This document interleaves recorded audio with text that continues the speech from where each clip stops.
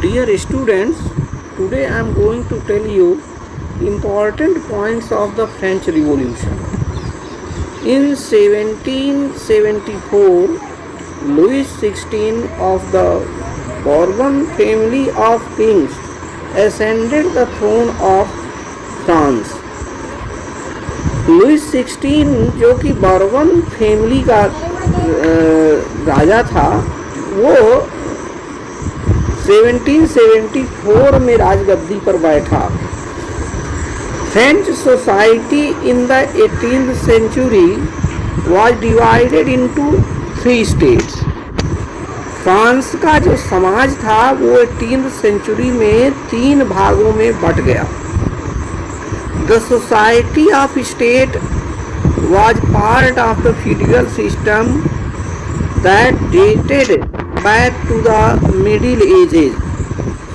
Only members of the third state paid taxes. केवल third state के जो सदस्य थे वही टैक्स पे कर रहे थे. Peasants made up about 90% of the population. The church too extracted its share of religious taxes called tithes. Taille was a tax directly paid to the state.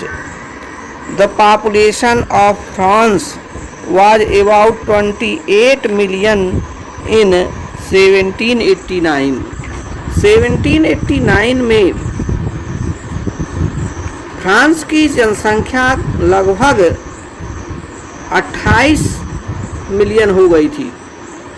The 18th century witnessed the emergence of social groups termed the middle class. In 1789, the third state formed the National Assembly and the Bastille was stormed.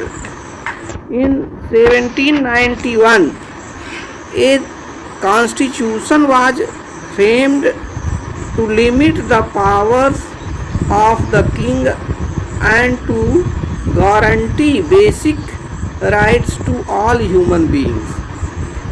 In 1790-93, France became a republic. The king was beheaded.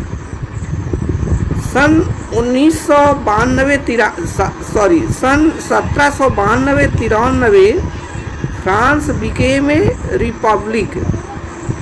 The king was beheaded और राजा वहाँ का प्रमुख होता था. The period from 1793 to 1794 is referred to as the reign of terror. The guillotine was the device named after Dr. Guillotine was invented it.